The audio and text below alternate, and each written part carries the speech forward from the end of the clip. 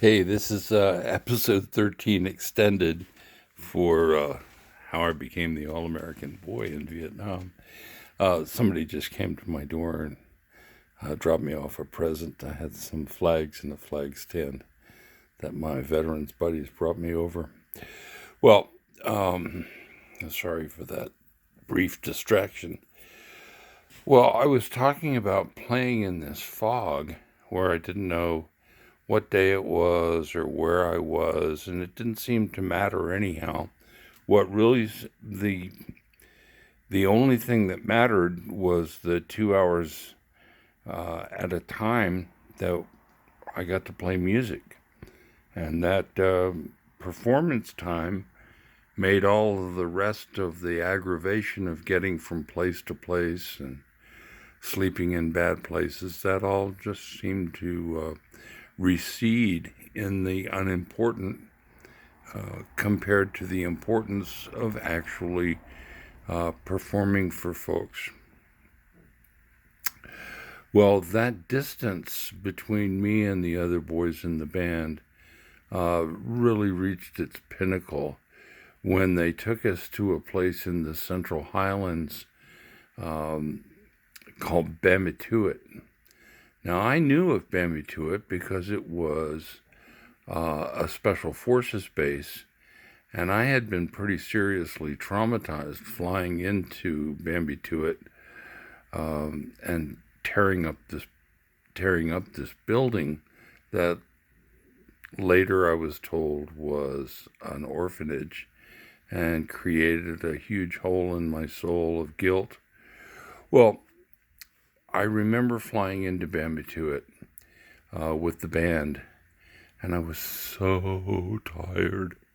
I was so worn out that I went to the Special Forces medics, and I said, hey, I've had some experience with methamphetamine, and I was wondering if you had any that you could share with me because I'm so fucking tired.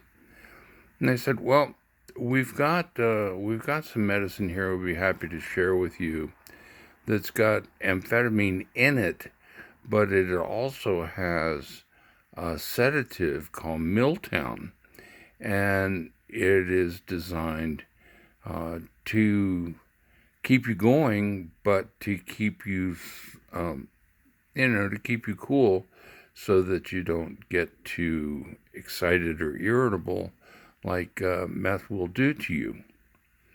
I said, well, sure, I'll do that. I'll try that. Dexamyl was the name of the drug.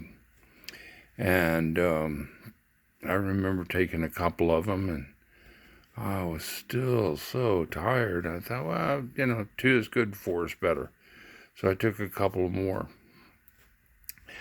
And before I was done, I had taken 6 of these Dexamyl pills, looking for that lift of energy, which never, ever came.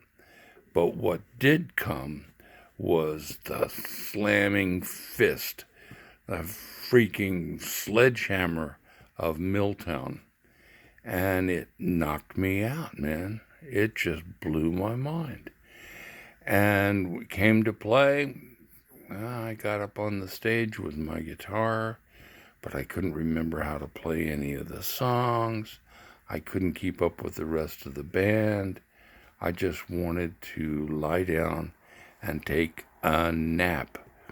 And basically, I sat down on my amplifier, and I couldn't play anymore. And I forget what happened after that, except that the other guys in the band were shooting me these daggers of, sour looks. They were so disgusted with me for letting down the band. And to tell you the truth, I was disgusted with myself for letting down the band. The first rule of show business. What's the first rule of show business, kids? The show must go on. Well, the show went on all right, but it went on without me. And we were sleeping in these tents And I woke up, and it was the middle of the night, maybe 1 o'clock, maybe 2 o'clock, maybe 3 o'clock in the morning, and I could not stand up. I could not walk. And I was so nauseous. I was so sick that I literally crawled out of the tent. Literally crawled like a little baby on hands and knees to get outside. And when I got outside, I vomited, and I vomited, and I vomited again. And I was so incapacitated that there was nothing I could do for myself. And actually, I think I passed out in my own vomit. And the next day, I don't recall anything between vomiting and the next day. But I remember the next day that Earl, the sax player that I admired so much, he took me aside and said, dude, you can't let that happen again. You are the guitar player. And if you don't play, we don't rock. And if you continue to fuck up that way with drugs, I'm going to pound you. So get your act together, because we're relying on you. Get your act together, or I'm going to pound you. And ladies and gentlemen, friends and relatives, he could have done it, because I was, 6 feet tall, 196 pounds. And I had bend steel with my bare hands, man. I was strong. I was tough. But I was afraid of Earl, because Earl grew up in Memphis, and I figured he knew how to fight. I didn't really know how to fight. So, anyhow, I must have had a bottle. It seemed like it was a quart jar filled with Dexamyl. And I just threw it in the trash, and I made a commitment that I was never going to take drugs again while I was on that tour. I mean, I'd smoke a little pot, but I'd smoke a little pot and not just get to where I didn't know what planet it was. So, anyhow, Earl was about the only member of the band that I could speak to after that. The rest of the guys just shunned me, man. I was a liability. Well, sorry, those things happen, but I did get better. I didn't smoke. I mean, I smoked a little bit, but I didn't take any more drugs after that. Well, before long, I got sober. I sobered up a little bit. And they put us on the helicopters and flew us south from there. And as I recall, the next place that we played, golly day, I wish I could remember the name of the place right now. I had it in my mind earlier today, but it was down in southern South Vietnam. It was a big operation down there. It was the place where the Brown Water Navy kept their swift boats, and it was a big base, and I felt pretty safe there. Holy cow, we were good to go here. And that was the place where the South Vietnamese had made a stand against the NVA and the Viet Cong, and they had responded by building tunnels underground, and there were a web of tunnels. And what they told me when we were at this place, and I'll remember the name of it shortly, but they had these smaller men that they had trained to be what they called tunnel rats. And these guys were nuts. They were sick. I told you how the drummer in our band had symptoms of post-traumatic stress disorder and symptoms of traumatic brain injury. Well, these tunnel rats, you cannot imagine the mental discipline that it takes to send an American soldier down through these tiny little holes, and he would go down into the earth and find these tiny little tunnels that he could barely squeeze through. They're okay for Vietnamese because the Vietnamese were smaller than the average American, but I couldn't go down there. I couldn't get through that tunnel. I was too big, 6 feet tall.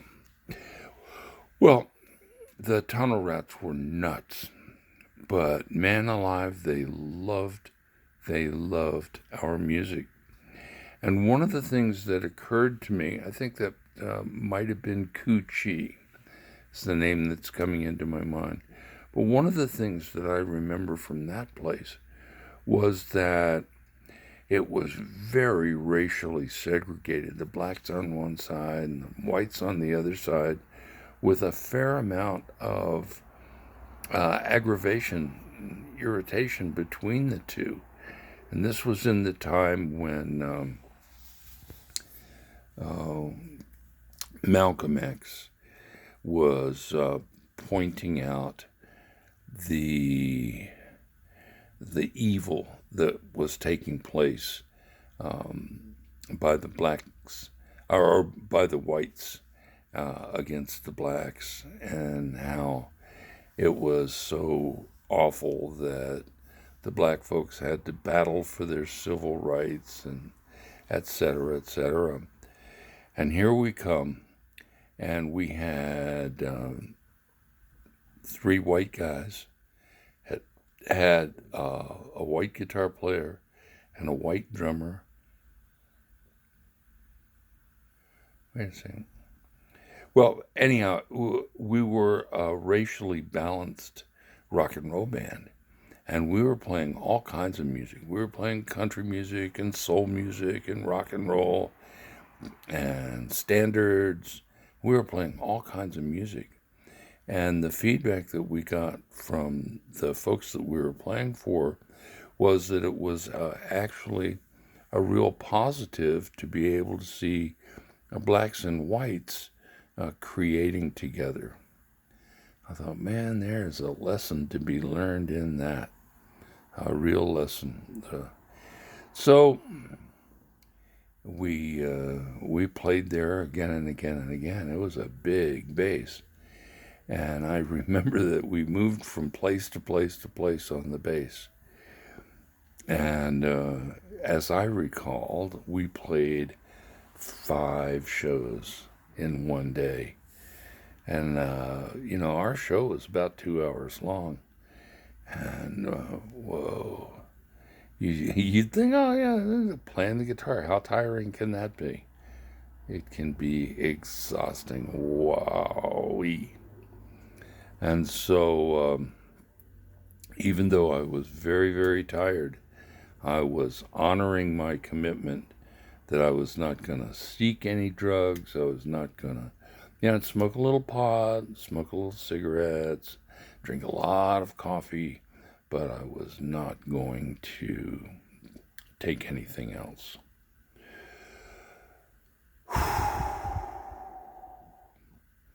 Well, we were already pretty far south on this trip, and I remember getting on to another Caribou. I think I remember it was a Caribou. I thought, well, we must be going someplace if they're putting us on a fixed wing instead of on a helicopter. And sure enough, they were they were flying us someplace. And the someplace that they flew us was to an island that was way offshore called Can Tho Island. And Can Tho Island was the headquarters for the United States Coast Guard in Vietnam. Most people don't know that the Coast Guard was even in Vietnam, but I'm here to testify that they were. And they were the coolest guys. They were wonderful people, the Coast Guard volunteers. The thing about the Coast Guard is that they were all volunteers. There's no draftees in the Coast Guard. Well, none that I knew of. So anyhow, this one fella in particular, and I think that he was an E8. You know, he was way up there as a career man, and he just took us and treated us like we were princes and visiting VIPs, and they fed us. Oh man, we were so. It was wonderful. They gave us great food, and they took us aside and said, "What size are you?" Well, I'm a 32-32. And the next thing I know, I've got 6 pairs of Coast Guard jeans, and they were bell bottoms. So let me tell you, folks, in 1968, I'm the first guy I know that was wearing bell-bottom jeans. And they were not zipper jeans, they were button-up jeans, and they were cool. And even though they were 32-32, they were still kind of tight around the ass. And I had those jeans on, and I had Can Tho Island was, oh my golly, it was just so wonderful. It was glorious. White sandy beaches and tall radio towers and lovely buildings.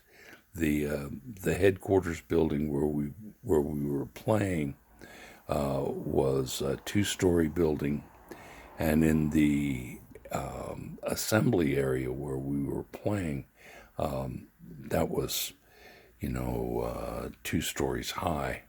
So it had high ceilings, and the acoustics in there, even though it had a glass wall looking out over the beach at Can Tho, the acoustics in there were marvelous. It was a fantastic place. Well, before we played, we got there early in the day, and we had, several hours to wander around. And I'm wandering around Can Tho Island, and I walk down to the south part of the island, and there are, what, if I saw them in Delaware, I'd say, the chicken coops, big long chicken coops. And they were low-slung 1-story buildings that had corrugated steel roofs, and they didn't have windows per se. They had slits near the top of the wall where it joined the roof. And they went on and on and on and on.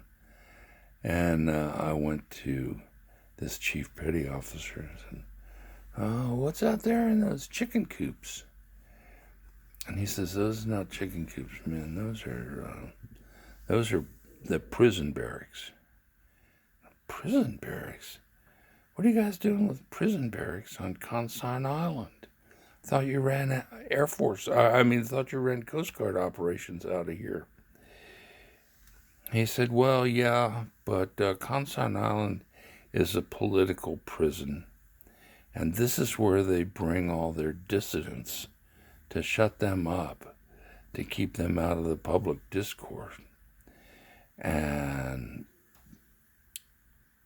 that made me sad that hundreds and hundreds and hundreds of Vietnamese people were, I don't know, maybe they were patriotically motivated, but they didn't like the Win Cao Ki administration in Vietnam. They didn't like the President Chu. And, well, I didn't like them much either because I thought they were mealy-mouthed liars. But the folks that were in those prisons occupied their time by carving walking sticks. And I got a walking stick while I was there, and I don't know what happened to it over the ages, but it was beautiful. It was a stick that was carved down the length of it, but up at the head where your hand went was the head of a dragon. And oh, it was so beautifully, intricately carved that I thought, man alive, this is A-OK. Well, I really wished that I could have left a gift with those Coast Guardsmen to reward them for being so good to us, taking such good care of us out there on Can Tho Island, feeding us so well, but most of all for loving the music that we played. And I mean, those guys actually sat in chairs, and they actually listened. And at the end of the song, they actually applauded. It was exquisite. It was wonderful. Hot diggity doggies. Well, I'm looking at my timer, and I'm seeing that we're up to 22 minutes right now in this extended version of episode 13. So I guess I better tighten it up for now and bring you episode 14 tomorrow. And I hope that you enjoy the story. And, I think tomorrow what I'm going to do is talk a little bit about my impressions of the Vietnam War and additional reading of history that I did while I was there, and to try to put my service in Vietnam into perspective, because as I said in an earlier episode, I was not interested in prosecuting the imperial war of the investor class, the military-industrial complex in Washington. What I was interested in doing was serving my fellow troops and playing the very best music that I could for them. And, I was still distant from the other guys in my band, but at least it wasn't a horror show. And I think that they developed a little bit of confidence that I was going to be okay as long as I didn't do anything more than smoke a little pot. I even cut back on my pot smoking quite a bit. So, anyhow, I'm looking forward to episode 14 tomorrow. And in episode 14, I'll tell you about a ride that I took on a swift boat. And that was horrific. That was terrible. Getting slammed in a swift boat. And anyhow, I'll look forward to seeing you tomorrow. And if you enjoy this stream, I hope you will hit the like button and maybe subscribe to the channel. But bring a friend, it would mean a lot to me if we could get enough people viewing this channel that we could actually get an opportunity to, tell it to a wider audience. So, anyhow, as I say, don't forget to breathe, and peace. Peace, my brother. Out. Love you.